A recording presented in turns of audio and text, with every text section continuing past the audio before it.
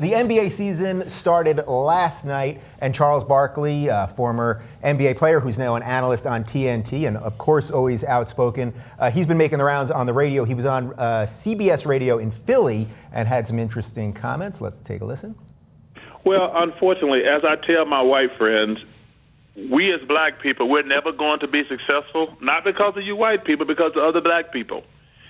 When you're black, you have to deal with so much crap in your life from other black people. It's a dirty, dark secret. I'm glad it's coming out. It comes out every few years. I wrote a big chapter in my book about it, to be honest with you.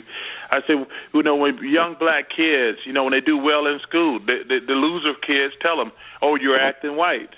The kids who speak intelligently, right. They tell them you're acting white. So it's a dirty, dark secret in the black community.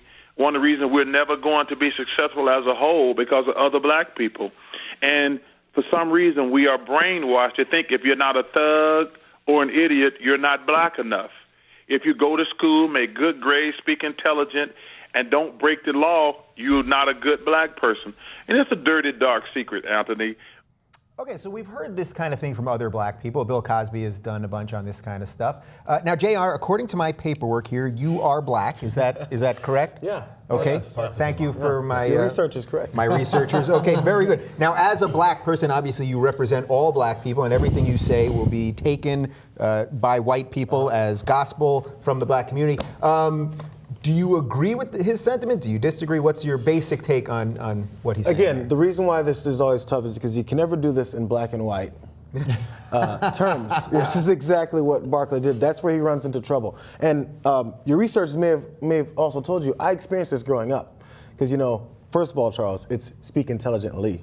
But right, Charles should be the last one when it comes to words and getting the language correctly. Yeah. I mean, there's a little thing, okay, which, by the way, big deal. I don't care that he said that incorrectly. So the thing is, I experienced it growing up. I was at a high school where I had black friends, and then there was this divide. I grew up in St. Louis, so I know the Ferguson thing I've experienced, man. Those cops are that way, and there's no lie. But anyway, St. Louis was, and probably still is, a divided city.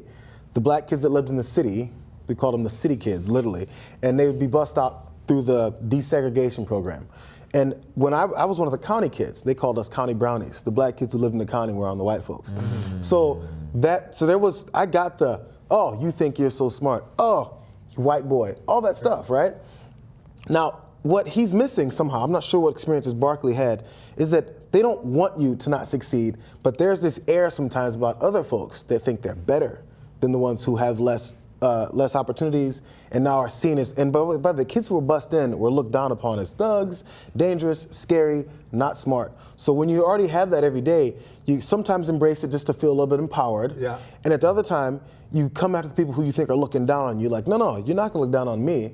You think you're so fucking smart? So I think that's where the sentiment comes from. And the idea is not to bring down black folks. And so when they would get bad grades and things like that, it's almost a, yeah, whatever, dude, because it's embarrassing. And when the kids do get good grades, which happens because kids are kids, white kids, black kids, Asian kids, anybody, when they get good grades, they're happy about it. So people were almost surprised when one of these kids who would dog you out for getting a good grade, when they got one, they'd go, ha ha. They would celebrate it openly in class. Yeah, all right, well, okay, so you're giving me a lot to work with there. So first off, when we've done topics like this, like Ferguson and this kind of thing, I always say that I often book the show, and we book the show weeks in advance, and we don't book to topics. So occasionally, we'll be talking about something like Ferguson, and I don't have a black panelist. I happen to have a black panelist today, or we'll be talking about something with some other racial component, and we don't have someone of that race. So before I let you jump in, Hank, one other thing to you here. Can white people discuss this without, if you hadn't been sitting here and Hank and I and another white guy, let's say, were sitting here, could we talk about this with it being okay? You can always talk about it. And by the way, I encourage it. But the thing is, if you don't have a certain perspective, and it's not to say, here, black person, talk for me because I don't know anything, but just here, maybe give me your perspective. I mean, again, there's other things that I don't have the background on, that I don't know anything about how Asians grew up or how gay people grew up. I don't know any of that stuff. So if I can have my perceptions, and I think I should be allowed to throw out my ideas, and if they're wrong, you can tell me, hey, you know what, that's wrong. And what I shouldn't do, which is what a lot of people do to black folks, is you're just complaining. Hey, why don't you just stop? what you should do is listen, finally.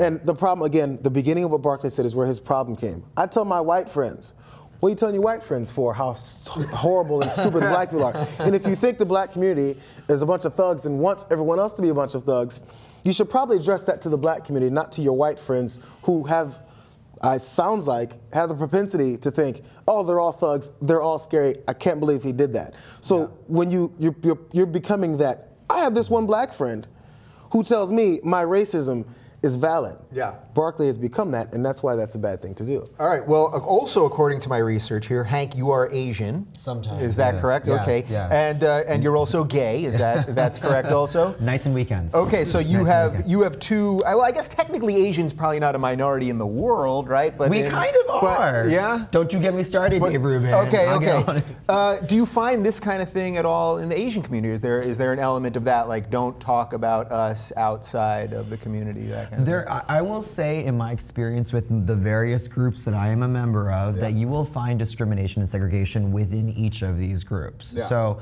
I remember, in Chinatown a few years ago in New York, we were just walking by the Chinese market, and you get the loud merchants yelling at you, trying to hawk their wares. And when I remember my mother walking by and just muttering, low class. Yeah. Right. And that was there was a little bit of disdain in the way that she said it, and I think similarly from the merchants' end, they're quite aggressive with whoever comes through, because that's what they do. So that's just an example about how race doesn't really matter in that context, but it's just kind of I feel like it's a classist and a status thing. It's a class thing or a human thing. Yeah. They're looking at you like, oh, those hoity-toity Asians, you're looking at them, or perceived to be looking at them or what, as uneducated. There's divisions within the community. Yeah. You'll still say, well, I'm not that kind of Asian, I'm not that kind of black person. Totally. We see that all the time. We even see that now. I mean, this has been a penultimate year, I feel like, for Asian representation in the media, with Fresh Off the Boat coming out, as well as John Cho being the romantic lead in Selfie. The first time, I think, Margaret Cho's show was 20 years ago. And Margaret Cho, her show failed, not because it wasn't a great sitcom. It was an okay sitcom, but okay sitcoms have made it. It was because she didn't get the support of the community, who thought that she was too fat, not represented, not funny, and she was too edgy. Also, tattoos, and she was openly bi, which probably didn't help ABC 20 years ago, and all that kind of stuff. And I tell people, I tell people are like, well, I don't think Selfie's a great show. I said, I don't care. Listen to me, Asian to Asian, you better support this goddamn show, you understand? You better tweet about John Cho, you better post about this show, because you know what?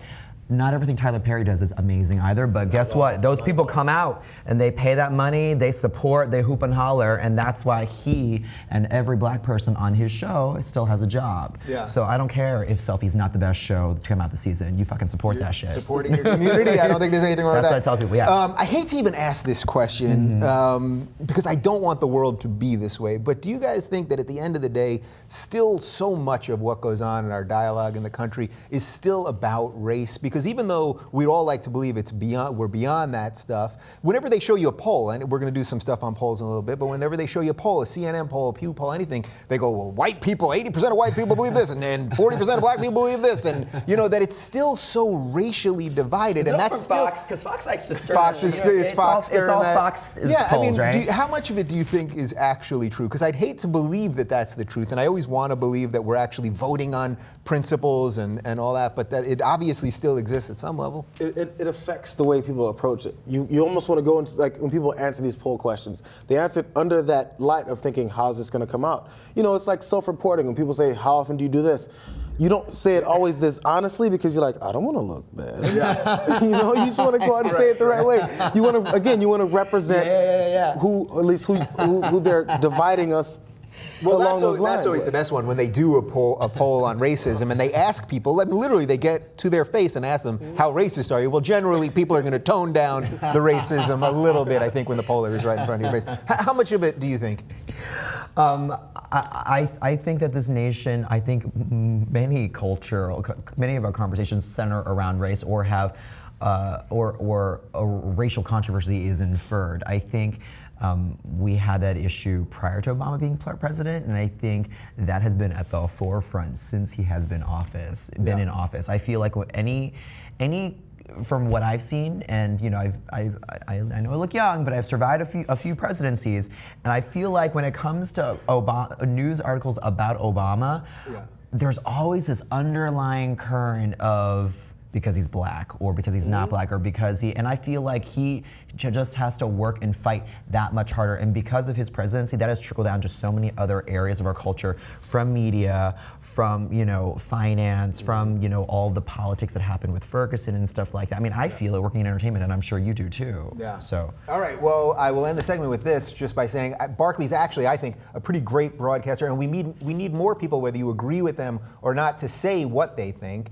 And then, we have free speech, and then everyone can fight them on it and let it go. So there you go.